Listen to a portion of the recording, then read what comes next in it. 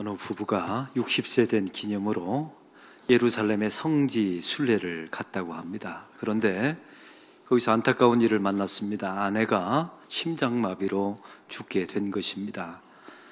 이때 이제 비행기에다가 싣고 돌아오면 수많은 비용과 어려움이 있으니까 예루살렘에서 이제 화장을 해서 안장하자 이렇게 여행사에서 제안을 했습니다. 그런데 굳이 남편이 안 된다고, 내 아내를 한국 고국에다 묻어야 된다고 해서 그 아내의 시신을 모시고 한국에 왔다는 이야기가 있습니다. 나중에 왜 그렇게 했습니까? 아내를 그렇게 사랑하셨습니까? 라고 물었더니 그 남편이 이렇게 대답했답니다. 그 땅은 참 위험한 땅입니다. 왜냐하면 우리 예수님이 부활하신 땅이라 거기 묻으면 위험합니다. 이렇게 대답을 했다는 것입니다. 자기 아내가 부활할까봐 이제 몰래 한국에 얼른 모시고 온 것이죠. 이런 유머가 있지만 이거 사실은 아닙니다. 누가 지어낸 이야기인데 이게 진짜 부활의 의미일까요? 이 부활의 의미, 십자가와 부활을 기독교의 복음이라고 말합니다. 이 십자가와 부활 안에 가장 큰 주제는 은혜입니다. 이 은혜를 헬라어로 카리스라고 하는데 이 정확한 뜻은 선물이라는 뜻입니다. 이 선물에는, 하나님께서 사람에게 주시는 선물에는 세 가지 특성이 있습니다. 첫 번째는 우리의 과거와 우리의 지은 죄와 상관없이 주시는 것을 선물, 카리스라고 말합니다. 두 번째는 여러분의 노력과 열심과 공덕을 통해서 얻은 것이 아닌 것이 바로 카리스라고 말합니다. 세 번째는 하나님께서 이 선물을 주시면서 갚아라 라고 말씀하지 않았다는 사실입니다. 이 세 가지 속성이 카리스, 은혜의 속성입니다.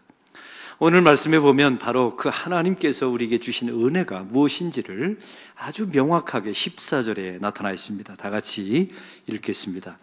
말씀이 육신이 되어 우리 가운데 거하심에 우리가 그의 영광을 보니 아버지의 독생자의 영광이요 은혜와 진리가 충만하더라. 오늘 말씀에 특별히 말씀이 육신이 되어라는 말씀을 주목해 보십시오. 하나님의 아들이 사람이 되시면 이런 뜻입니다. 마태복음 20장 28절에 보면 똑같은 단어가 나와 있는데 인자가 온 것은 이라고 써 있습니다. 한번 따라해 봅시다. 인자가 온 것은. 이 말의 뜻은 하나님의 아들이 사람의 몸을 입고 오신 이유는 이렇게 말씀하시는 것입니다. 제가 언젠가 설교 시간에 이게 교리적인 설교이기 때문에 또 다시 반복합니다. 여러분이 외울 때까지 이제 반복하는 게 중요해요. 우리 하나님의 아들이 사람의 몸을 입고 이 땅에 오신 이유가 무엇입니까? 첫 번째 이유는 저와 여러분이 다 죄인이기 때문에 그렇습니다. 로마서는 우리에게 말씀하시기를 모든 사람이 죄를 범하였음에 하나님의 영광에 이르지 못하더니라고 말합니다. 의인은 없나니 하나도 없다고 로마서는 아주 단정적으로 말합니다. 저와 여러분은 다 죄인이라는 사실입니다. 이 죄인에게 로마서는 또한 우리에게 말하죠. 죄의 대가는 싹슨 사망이라고 말합니다. 저와 여러분이 다 죽음으로 대가를 치러야 된다는 말씀입니다. 여기에 하나님의 딜레마가 있는 겁니다. 하나님께서 사람을 사랑하기 위해서 창조하셨는데 그 사람이 죄로 인하여 다 멸망할 수밖에 없게 된 것입니다.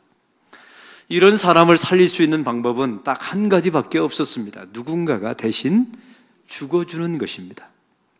만약에 우리 하나님께서 내가 죄를 지었는데 내가 무조건 용서하마라고 말하면 사랑의 하나님은 만족되지만 공의의 하나님은 거짓말이 되는 겁니다. 우리 하나님의 두 가지 속성을 기억하십니까? 하나는 사랑이요, 하나는 엄청난 공의입니다. 또한 주님께서 우리에게 말씀하시기를 내가 죄를 지었으니 네가 죽어라 라고 말하면 공의는 만족하지만 그 탕자의 아버지, 사랑의 아버지는 거짓말이 되는 겁니다. 이 하나님의 사랑과 공의, 이 두 가지 속성을 만족하면서 저와 여러분이 사는 방법은 누군가가 대신 죽어주는 겁니다. 그 대신 죽어주는 분은 반드시 두 가지 조건을 갖춰야 합니다. 첫 번째는 죄가 없어야 합니다. 그리고 두 번째, 사람이어야 합니다. 그래서 죄 없으신 하나님의 아들 예수님이 선택되셨고 그분이 사람의 몸을 입고 이 땅에 오셔서 십자가에서 죽으신 줄로 믿습니다. 이게 하나님의 구속의 은혜이며 이것이 바로 복음입니다. 이 말씀을 전할 때마다 반드시 전해야 되는, 거쳐야 되는 반드시 전제가 있습니다. 그것은 바로 저와 여러분이 하나님 앞에서 전적으로 타락한 존재라는 사실을 인정하는 데서부터 은혜가 시작된다는 말이에요. 은혜가 무엇입니까? 박수 치는 것, 열광하는 것, 웃는 것, 눈물 한 번 흘리는 것, 그런 게 은혜가 아니에요. 성경이 말하는 은혜는 출발점이 있습니다. 그것은 바로 제가 하나님 앞에 전적으로 타락한 존재입니다. 칼빈주의 5대 강령을 보십시오. 그 첫 번째가 전적 타락, 전적 부패라고 우리에게 선포하고 있지 않습니까? 우리가 하나님 앞에 전적으로 불가능한 존재, 하나님의 말씀 앞에 무능력한 존재임을 고백하는 데서부터 복음이, 은혜가 시작된다는 사실을 저와 여러분이 잊지 마셔야 합니다. 우리는 지난주 고난주간을 보냈습니다. 여러분은 어떻게 보내셨는지 참 궁금한데, 사실은 고난주간을 보내면서 가장 중요한 주제가 있었죠. 그 바리새인과 서기관과 제사장과 또한 베드로와 수많은 예수님 주변의 인물들이 있었어요. 그들 안에 있었던 죄악이 나의 죄악으로 발견하고 하나님 앞에 회개하는 주간이 고난주간입니다. 그런 자만이 부활의 기쁨을 누릴 수가 있는 것입니다. 우리가 지난주 새벽 시간에 나누었던 말씀들입니다. 예수님께서 십자가에 죽을 수밖에 없었던 이 제사장들과 바리새인과 서기관들, 그 당시의 종교인들에게 살해당할 수밖에 없었던 두 가지 이유가 무엇입니까? 아주 명확한 두 가지 이유가 있었어요. 첫 번째는 유대인들이 가지고 있었던 종교의 도식, 시스템을 우리 주님께서 무너뜨려 버리셨기 때문에 그렇습니다. 유대인들이 가지고 있었던 종교의 도식이 있었습니다. 바로 그것은 내가 무엇인가를 열심히 해서, 노력을 해서, 무엇인가 율법을 열심히 지켜서 나의 구원을 이루어내는 것이 유대주의, 율법주의의 종교의 틀이었어요. 그들은 613가지나 되는 수많은 조항을 만들어서 율법을 철저히 지키려고 했습니다. 거기는 문제가 없어요. 그러나 나는 완전히 지켰다. 그러므로 나는 의인이다. 나를 대속하기 위해서 오신 예수 그리스도는 필요 없다라고 결론 지어버리신 것이죠. 이때 예수님께서 유대 땅에 나타나셔서 두 가지를, 큰 예수님의 주제는 두 가지입니다. 첫째는 너희들은 다 죄인이다라는 것을 선포하십니다. 유대 종교 지도자들은 자기는 율법을 완벽하게 지켰기 때문에, 사실은 지킨 게 아니죠. 형식만 지켰습니다. 위장하고 위선 떨었을 뿐이에요. 근데 주님께서 오셔서 당신들은 다 죄인입니다. 저들의 죄악을 폭로해 버리신 겁니다. 그리고 두 번째, 우리 예수님께서 이렇게 말씀하셨죠. 이 구원은 율법을 지킴으로 얻은 것이 아니라 은혜로 주어진 것이다. 이걸 선포해 버린 겁니다. 그들이 천여 년 동안 세운 종교 체계입니다. 무엇인가 열심과 자기 노력과 행위를 통해서 구원을 이룰 것이라고 그들의 모든 종교 체계를 다 세워놨어요. 그런데 예수님이 한순간에 와서 그걸 부정해버린 겁니다. 이것 때문에 예수님이 십자가에서 살해당한 겁니다. 사랑하는 성도 여러분, 혹시 여러분 가운데 이런 종교적인 도식을 가지고 있는 분들이 계십니까? 내가 무엇인가 열심히 하면 더 하나님이 사랑해 주실 것이라는 이런 종교적인 도식이요. 내가 무엇인가 열심히 하면 내가 원하는 것을 얻어낼 수 있을 것이라는 종교적인 도식. 그거 바로 여러분의 죄성입니다. 그걸 다 무너뜨려야 합니다. 또한 우리 예수님께서 십자가에 살해당할 수밖에 없었던 두 번째 이유가 있습니다. 예루살렘에 우리 예수님이 입성하셨죠. 종려주일에. 그 다음날 예수님이 뛰쳐들어간 곳은 성전이었습니다. 그 성전에 유대 종교 지도자들이 장사판을 벌이면서 그곳에서 양을 팔고 동전을 환전하는 곳이 있었습니다. 예수님께서 그 장사판을 엎어버린 겁니다. 다시 말하면 유대인들의 밥그릇을 건드린 거예요. 이때 유대인들이 돌변합니다. 예수님을 십자가에 죽이기로 그들은 그때부터 마음을 먹은 겁니다. 이 당시의 동전은 앞면에는 황제의 얼굴이 새겨져 있었죠. 그리고 뒷면에는 황제가 나의 주님이시다. 이게 새겨져 있는 동전을 그 당시에 모두 다 사용했습니다. 그런데 이 동전을 가지고 하나님의 성전에 와서 성전세를 낼 수 있는 건 아니지 않습니까? 그래서 유대인의 동전으로 환전해 주는 곳이 있었습니다. 처음에는 동기가 참 좋았어요. 그리고 흠이 없는 어린 양을 하나님 앞에 제물로 드려야 합니다. 왜냐하면 이 흠이 없는 어린 양은 이 땅에 오실 예수 그리스도를 상징하는 동물이었으니까요.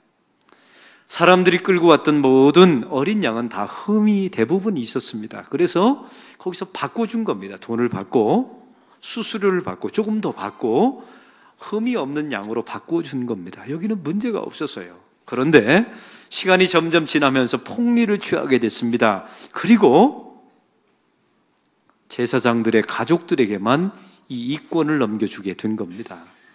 우리 예수님께서 그 모든 장사판을 엎어버리시면서 내 집은 만민이 기도하는 집이라 라고 선포한 겁니다. 이것 때문에 미움을 샀습니다. 현대판 교회도 마찬가지입니다. 평소에는 다 젠틀해 보이죠. 그러나 내 자존심이라는 밥그릇을 건드리는 순간부터 벌떼처럼 달려듭니다. 그 젠틀함은 다 사라져버려요. 내 이익이라는 밥그릇을 딱 건드리는 순간에 목사든 누구든 상관없어요. 다 돌변해버리고 맙니다. 이게 사람의 실체입니다. 이게 사람이 전적으로 부패했다는 증거이죠. 이걸 고난주간에 고백하셨어야만 됩니다. 베드로는 여러분 어떻습니까? 주님을 처음 만났을 때 주여 나를 떠나소서 나는 죄인입니다 라고 말했던 베드로입니다. 다른 사람은 다 부인할지라도 나는 부인하지 않겠습니다 라고 말했던 사람이죠. 이 베드로가 예수님 붙잡혔을 때 가야바 법정에 신문 받으실 때 저 멀찌감치 떨어져서 불을 쬐고 있습니다. 그때 한 여종이 찾아와서 당신은 예수님을 따라다니던 제자가 아니냐, 당신은 예수님의 제자가 맞다라고 말합니다. 이때 베드로가 했던 말을 기억하십니까? 한번 따라해 봅시다. 나는 아니라. 나는 아니라. 이게 원문에 누쿠에임이라고 나와 있습니다. 이 뜻은 이렇습니다. 영원한 부정이라는 뜻입니다. 나는 그분을 모릅니다. 나는 그분과 아무런 관련이 없습니다. 그 사람은 나는 알지도 못합니다. 나는 그 사람을 저주하노니 나는 그를 모릅니다 라고 영원한 부정을 했다는 사실이죠. 요한복음 우리는 강해 중에 있습니다. 그 강해 중에 보면 우리 예수님께서 에고에임이라는 단어를 계속 반복하십니다. 나는 생명의 떡이다. 나는 양의 문이다. 나는 포도나무다. 나는 길이요 진리요 생명이다. 이렇게 수많은 나는 에고에임이, 이 에고에임의 뜻은 영원한 긍정입니다. 하나님 앞에서 우리 주님께서 하나님 저들은 죽음의 길을 걸어갑니다. 제가 저들에게 생명의 문, 양의 문이 되기를 원합니다. 이 영원한 긍정을 해주세요. 하나님 저들은 죽어가는 세상의 떡을 먹고 죽어가고 있습니다. 하나님 제가 저들에게 생명의 떡이 되고 싶습니다. 하나님 저들은 세상에서 메말라버린 가지입니다. 주님 제가 저들에게 포도나무가 되고 싶습니다. 내 안에 붙어있으면 저들은 살 줄로 믿습니다. 영원한 긍정을 하나님 앞에서 해주셨어요. 그런데 우리는 기껏 하는 말이 나는 아니라. 베드로가 이 정도 했다면 저와 여러분은 어느 정도 했을까요? 사랑하는 성도 여러분, 이게 우리의 죄의 본성이라는 사실을 항상 잊지 마셔야 합니다. 솔로몬과 다윗도 마찬가지입니다. 그들의 본성은, 이 죄의 본성은 어찌할 수 없었어요. 하나님의 은총 가운데 그는 왕이 되었습니다. 다윗 보십시오. 이새의 8번째 아들입니다. 목동이었습니다. 인간적인 조건으로 본다면 왕이 될 수 없는 사람이에요. 하나님의 약속이 있었죠. 너의 자손 가운데 메시아 예수가 올 것이라는 약속을 주셨습니다. 그러면 그 은혜 속에 살아야 되는 것 아닙니까? 이 다윗이 했던 우리아의 아내 밧세바를 범함으로 아주 치명적인 죄를 범합니다. 자기 첫 번째 아들이 태어나자마자 죽죠. 그리고 자기 아내들이 백주에 자기 아들한테 겁탈을 당합니다. 그리고 칼에 칼이 떠나지를 않습니다. 이 다윗이 인생 말년에 저질렀던 죄악을 기억하십니까? 인구조사를 합니다. 내 힘이 얼마나 강한지, 사실은 하나님이 주신 힘인데 내가 얼마나 나의 업적을 통해서 이루었는지 과시하려고 인구조사를 합니다. 그것 때문에 자기의 백성이 역경으로 수많이 죽어갑니다. 이게 다윗의 모습이에요. 성경은 이걸 하나도 거르지 않고 낱낱이 우리에게 말씀합니다. 왜요? 그걸 아는 자리에서부터 은혜가 시작되니까요. 로마서 5장 20절은 우리에게 말합니다. 죄가 더한 곳에 은혜가 더욱 넘치나니. 한번 따라해 봅시다. 죄가 더한 곳에 은혜가 더욱 넘치나니. 죄를 많이 지은 사람들에게 은혜가 더욱 크다는 것입니다. 하나님께서 그걸 알려주고 싶은 거예요. 카리스, 선물은 너의 죄악과 너의 과거와 상관없이 내가 너에게 주는 선물이라는 것을 말해주고 싶었던 겁니다. 그래서 다윗의 인생을 이렇게 허물어 가시는 거예요. 솔로몬은 어떻습니까? 지혜의 왕이었어요. 스바 여왕이 찾아와서 그들을 존경할 만한 왕이었습니다. 믿음이 있는 왕이었지요. 그런데 그의 말년은 정략 결혼을 합니다. 그리고 우상 숭배에 빠져서 자기 나라가 두 조각 돼버리고 맙니다. 이 정도 되면 그의 혈통을 통해서 메시아가 오는 것을 하나님이 거두어야 되는 것 아닙니까? 야, 그럴 줄 몰랐다. 실망이다.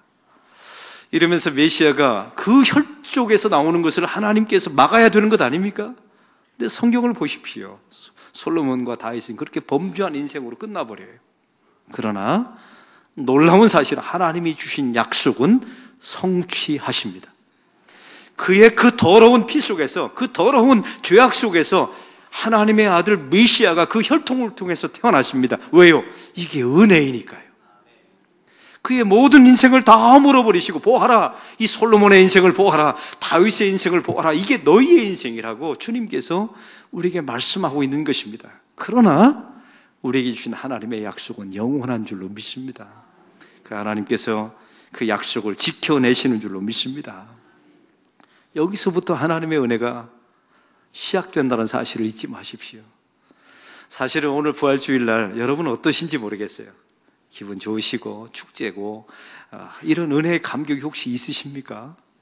만약 없다면 두 가지 문제 때문에 없을 겁니다. 첫 번째는 지난 주간에 내가 하나님 앞에 이런 불가능한 존재임을, 십자가 밑에서 우리가 얼마나 무능력한 존재임을 고백하지 않았기 때문에 오늘 부활의 기쁨이 없을 거예요. 그런 분들은 십자가 밑에서 하나님 제 힘으로 안 됩니다. 죄를 안 지어보려고 노력했지만 저는 죄를 지었습니다. 이 오늘 성경에 나와 있는 솔로몬과 이 다윗의 이야기가 내 이야기입니다. 하나님 누쿠에임이 하나님 앞에 영원한 부정을 했던 사람이 이 베드로가 바로 나입니다. 이걸 철저하게 고백하고 하나님 안 됩니다. 제가 해보니까 안 되었습니다. 그래서 십자가가 필요합니다. 이 고백을 한 사람만이 부활의 기쁨이 주어지는 줄로 믿습니다.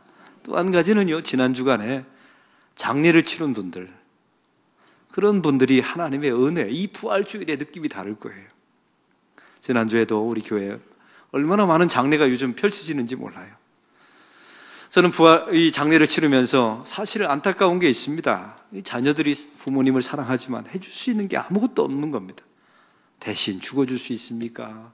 그 고통을 함께 할 수나 있는 것입니까? 한마디로 말하면 죽음 앞에서는 속수무책입니다. 하나님이 부르시면 떠나보낼 수밖에 없는 상황이죠. 이런 상황을 겪으면서 얼마나 깊은 절망을 맛보겠습니까? 하나님, 이게 사람의 실체라는 것. 사실은 예수님께서 이 땅에 오신 목적이 그거였거든요. 이 죽음의 문제를 해결하기 위해서. 근데 그 죽음 앞에 오늘 1부 예배 마치고 유가족이 제 방에 찾아왔어요. 얼마나 가슴 아픈지. 그런데 한마디가 저에게 참 감동이 있었는데, 목사님, 이거는 당해봐야 아는 겁니다. 이 죽음, 가장 가까이 사랑하는 사람의 죽음을 당해봐야 아는 겁니다 라는 말을 해주더라고요. 맞습니다. 우리 교회 새신자 가운데 자기 딸이, 젊은 어린 딸이 교통사고로 죽어서 예수 믿게 되어서 우리 교회에 온 새신자가 있어요. 그분들에게는 이 부활주일이 다른 의미인 겁니다. 세상적으로 바라볼 때는 어떤 소망도 없습니다. 이게 끝이라고 생각했어요. 근데 예수를 믿는 순간에 부활이 있다는 것을 선포받았거든요. 그것이 그 성도에게 소망과 희망이 되는 줄로 믿습니다. 이런 것들을 경험해야 은혜 위에 은혜가 되는 역사가 일어나게 되는 것입니다. 죄라는 것은 무엇입니까? 하마르티아, 표적에서 벗어난 것을 말합니다. 이것은 단 한마디로 말하면 자기 중심성이에요. 지금까지 하나님 중심으로 살다가 자기 중심으로 돌아서는 것을 죄라고 말합니다. 바로 저와 여러분이 하나님 앞에 부활의 기쁨, 이 십자가의 대속의 은혜를 누리려면 우리가 얼마나 그리스도 앞에서, 복음 앞에서 얼마나 자기 중심성을 가지고 있는지를 낱낱이 폭로하고 낱낱이 고백하셔야 이 은혜가 되는 겁니다. 여러분, 최근에 애완견을 기르는 교인들이 참 많습니다. 이제 여러분에게 묻습니다. 여러분조차고 개를 키우십니까? 개조차고 키우십니까?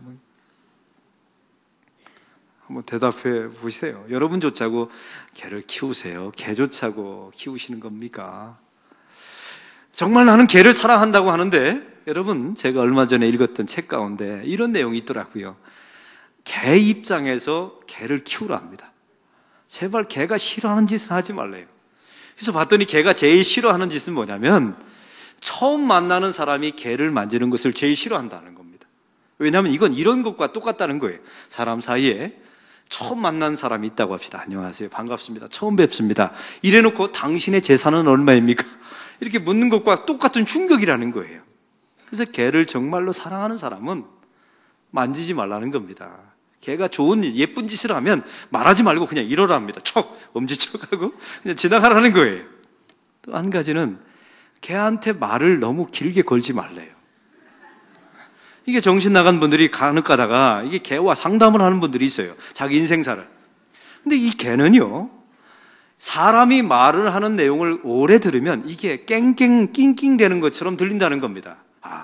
고통스럽다는 소리로 들린다는 거예요. 또 한 가지, 개를 만질 때는 이렇게 손바닥을 위로 하고 이렇게 내밀면 내가 너를 잡겠다라는 뜻으로 위협으로 느낀다는 겁니다. 항상 개를 볼 때는 손등을 위로 보이고 하라는 거예요. 나는 너를 잡을 용의가 없다, 이런 것들을 표현하라는 겁니다. 여러분, 이런 거 알고 계셨습니까? 제가 보니까 모르고 있는 것 같아요, 이쪽 분들.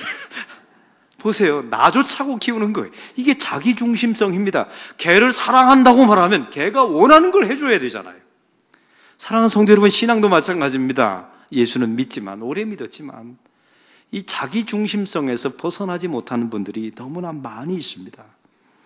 이런 죄의 본성에 대하여 복음주의 신학자였던 목사였던 마틴 로이드 존스가 이런 말을 했습니다. 잘 들어보십시오. 내가 진짜 그리스도인인지 아닌지를 알아볼 수 있는 가장 중요한 방법이 하나 있습니다. 그것은 바로 내가 나의 본성을 미워하는지 미워하지 않는지를 점검해야 합니다. 제가 얼마나 기가 막힌 메시지인지 몰라요. 여러분은 살아가면서 나의 본성에 대하여 깊이 미워해 본 적이 있습니까? 나는 이거밖에 안 되나. 죄를 안 지워보려고 노력했지만 결국 죄를 지울 수밖에 없는 이 탐욕의 나를 바라보면서 절망해 본 적이 있습니까? 그래 본 적이 없다면 여러분은 그리스도인이 아니랍니다. 그러나 십자가 밑에서 하나님, 저는 불가능합니다, 저는 안 됩니다, 그래서 예수님이 오셨군요, 이걸 절규하듯이 해본 사람만이 예수 믿는 사람이라는 겁니다. 여기서부터 은혜가 시작되고 그 사람에게 부활의 기쁨이 주어지는 줄로 믿습니다. 여러분, 십자가 밑에 있었던 많은 사람들 가운데 요한이 있었고 여인들이 있었죠. 근데 그 여인들의 이름의 대부분이 마리아라는 이름을 가지고 있어요. 더 놀라운 사실은 예수님이 무덤가에 갇혔을 때, 안장되었을 때 첫 번째 와서 향유를 부으려고 찾아왔던 여인들의 이름이 대부분 마리아입니다. 왜 하필 마리아라고 하는 여인의 이름들을 가진 사람들이 왔을까요? 이걸 우연이라고 보시면 안 됩니다. 이 마리아의 어원은 마라에서 나온 겁니다. 따라해 봅시다. 마라, 쓴물. 이게 구약 성경에 이스라엘 백성 출애굽했을 때 광야에서 만났던 그 쓴물, 마라의 물이 그렇습니다. 그 마라의 물이 어떻게 단물이 됩니까? 나뭇가지를 넣었을 때 단물이 되는 겁니다. 이 마라의 여인, 마리아가 마라란 뜻이거든요. 이 쓴물 하나도 쓸모없는 여인들, 인생에 버림받은 여인들, 막달라 마리아 창기였습니다. 내 오라비 나사로가 죽은 그런 집안의 여인들이 다 십자가 밑에 모였어요. 하나님, 저는 마라의 쓴물 같은 사람들입니다. 근데 그들의 인생에 막대기가 던져지게 됩니다. 십자가가 던져지게 될 때 그들의 인생이 단물이 되지 않습니까? 그들에게 가장 큰 부활의 기쁨이 주어지게 됩니다. 제자들에게 주어진 게 아니에요. 제일 첫 번째 부활의 기쁨은 마라의 쓴물 같은 여인들에게, 주님 저는 불가능한 마라 같은 여인입니다, 이런 여인들에게 하나님의 은혜가 시작됐다는 사실입니다. 목사도 마찬가지입니다. 목사가 은혜가 됐을 때는 제가 복음 앞에서 얼마나 마라인지를 깨닫게 될 때 은혜가 시작됩니다. 지난주 고난주간에 제가 말씀을 쭉 전하면서 우리가 얼마나 이 자존심을 건들게 되면 개처럼 달려드나, 이런 설교를 제가 새벽 시간에 했어요. 근데 그날 이런 일이 있었습니다. 노회에 제가 회의가 있어서 노회 사무실을 방문했어요. 임원들이 있고 노회 목사님들이 있는데, 저는 평소에는 교회가 2년 전에 저에게 좋은 차를 사주셨습니다. 목회 신방용으로 쓰라고요. 좋은 차입니다. 항상 감사하고, 또 우리 집사님이 열심히 세차를 해주세요. 참 감사하다, 기쁘다 하면서 이렇게 누리면서 이렇게 살았습니다. 근데 노회 사무실에 갔더니 우리 교회보다 5분의 1 크기 되는, 한 200명 되는 교회 목사님이 차를 타고 오는데 저하고 똑같은 기종의 차를 타고 딱 오시더라고요. 그 순간에 제가 회의를 다 마치고 제 차에 왔는데 차가 마음에 안 드는 겁니다. 갑자기 마음에 확 안 들고, 조금 전까지만 해도 좋았다니까요. 기쁘고 감사하고 그랬는데, 그걸 보는 순간에 제 마음이 상하고 불행해졌습니다. 왜냐하면 그 사건이 제 자존심을 건드린 것이죠. 제가 이걸 그날 새벽 설교를 하고 그날 당한 일입니다. 목사도 똑같더라고요. 이걸 면할 수가 없는 겁니다. 하나님, 제가 이 정도밖에 안 되는 사람입니까? 저는 그래서 십자가의 의미를 알게 됐습니다. 이것밖에 안 되니까 아무리 노력해, 그날 새벽에 교인들에게 그렇게 하지 말라고 이 목사가 설교했는데 그날 그 일이 벌어지니까 하나님, 안 됩니다. 제가 해보니까 안 됩니다. 그래서 이 문제를 해결하시려고 주님이 십자가에서 죽으셨군요. 이걸 깨닫게 되었습니다. 바로 그 사람에게 주님께서 부활의 기쁨을 주실 줄로 믿습니다. 여러분의 가정 속에 노력하고 힘들고 열심히 하는 것 나쁘지 않아요. 그러나 마지막 결론은 하나님, 해보니까 안 됩니다. 이게 저의 한계입니다. 이 죽음의 냄새를 맡으셔야 돼요. 거기서 나의 진짜 불가능함을, 그 절벽을 맛보셔야 합니다. 내가 얼마나 마라인지 쓴물인지를 십자가 밑에 모여서 고백하셔야 돼요. 그럼 그 사람에게 은혜가 시작됩니다. 그리고 그 마라의 쓴물 같은 여인들에게 첫 번째 부활의 기쁨이, 목격이 주어지게 되는 줄로 믿습니다. 사랑하는 성도 여러분, 이 하나님의 은혜를, 은혜 위에 은혜를 경험한 사람들은 세 가지 특징이 있습니다. 여러 가지 특징이지만 세 가지를 적용합니다. 첫 번째는 하나님의 사랑을 의심하지 않습니다. 한번 따라해 봅시다. 하나님의 사랑을 의심하지 않습니다. 저와 여러분은 평생 죄를 지을 겁니다. 분명히 우리는 죄의 본성이 있기 때문에 아무리 미워해도 죄를 죽을 때까지 지을 거예요. 그러나 하나님의 사랑은 끝나지 않습니다. 하나님의 사랑은 영원합니다. 왜냐하면 저와 여러분의 과거와 여러분의 행적에 따라서 주어진 은혜가 아니기 때문에 그렇습니다. 하나님의 구원은 절대로 취소되지 않습니다. 왜? 내가 노력해서 얻은 것이 아니니까요. 이스라엘 백성들이 홍해를 건너서 가나안 땅을 향해서 가지 않습니까? 그 홍해를 건넜다는 말은 구원받았다는 의미예요. 다시 돌아가지 못한다는 뜻입니다. 자기의 힘으로 건넌 홍해가 건너지 않지 않았습니까? 이스라엘 백성들이 광야에서 맨날 외쳤던 말이 나 돌아갈래입니다. 돌아갔습니까? 못 돌아갔습니까? 못 돌아갑니다. 왜요? 자기들이 능력으로 건너온 강이 아니기 때문에, 바다가 아니기 때문에. 구원이라는 것은 그런 것입니다. 저와 여러분이 죄 가운데 살아도, 죄를 아무리 많이 지어도 하나님의 약속은 반드시 성취될 줄로 믿습니다. 예전 구원받지 못한 상태로 다시 돌아갈 수 없습니다. 왜냐하면 하나님의 은혜로 구원받은 사람이기 때문에 그래요. 또한 하나님의 은혜 가운데 사는 사람은 죄책감이 없어야 합니다. 따라해 봅시다. 죄책감을 이겨야 합니다. 이 죄책감은 정의가 이렇습니다. 이미 회개한 죄를 다시 기억나게 만드는 것이 죄책감이에요. 예수 믿는 사람들은 좀 뻔뻔해져야 합니다. 가룟 유다는 너무 착한 사람이었어요. 자기 죄를 자기가 지려고 했어요. 이게 문제 있는 겁니다. 하나님의 사람들은 뻔뻔해지시고, 여러분 탕자를 기억하십니까? 탕자가 아버지에게 돌아와서 첫 번째 했던 말은 이렇습니다. 나를 당신의 종으로 삼아달라고 말해요. 이게 얼마나 아버지의 마음을 아프게 했을까요? 왜요? 아들로 기다렸으니까요. 이런 일을 하지 맙시다. 우리가 복음 안에서 항상 하나님 앞에 회개하면 사함 받았음을 믿으시기를 바랍니다. 하나님의 약속은 영원하며 하나님의 사랑은 영원한 줄로 믿습니다. 사탄이 우리에게 항상 찾아와서 하는 말이 있죠. 염치 좀 있어봐라고. 그러면 염치 없다, 나 뻔뻔하게 살아가세요. 저와 여러분이 죄 가운데 살더라도 주님께서 찾아오셔서 우리를 반드시 만들어주시며 회복시켜 주실 줄로 믿습니다. 또한 은혜 가운데 사는 사람은 은혜로 일합니다. 은혜로 일하는 사람들은 자기 일을 자랑하지 않습니다. 과시하거나 뻥튀기지 않아요. 그리고 사람의 인정을 구하지 않습니다. 사람들이 알아주지 않아도 끝까지 해냅니다. 왜냐하면 은혜로 일하는 사람이니까요. 이런 은혜가 저와 여러분의 삶 가운데 임하기를 소망합니다. 오늘 부활주의를 맞이하면서 저는 일주일 동안 금식도 하면서 또 주변에 있는 많은 사건을 바라보면서 사실 이런 생각이 들었어요. 3주만 하더라도 온천천에 메마른 가지들이 있었죠. 그런데 지난주 보셨지 않습니까? 얼마나 그 아름다운 벚꽃이 피었습니까? 저는 그걸 보면서도 제 입속에서는 하나님 부활을 저는 믿습니다, 믿어집니다, 이런 말이 저절로 나와요. 할렐루야. 그냥 즐기지 마시고 하나님 부활, 하나님 맞습니다, 메마른 가지 같은 이 마라 같은 쓴물 같은 우리에게 십자가가 던져지길 때 단물이 되는 것처럼 하나님 우리 안에도 이런 기쁨이 있게 하여 주옵소서. 지난주에 장례를 치른 가정을 보면서도 하나님 이 절망을 맛봤으니 십자가의 은혜를 경험하게 하시고 부활의 소망을 갖게 하여 주옵소서. 우리 건물 허물어져가는 과정을 보면서도 하나님 맞습니다, 이렇게 우리의 과거의 모든 것은 다 허물어져야 새로운 것이 우리에게 세워질 줄로 믿습니다. 이게 부활의 소망이 가져요.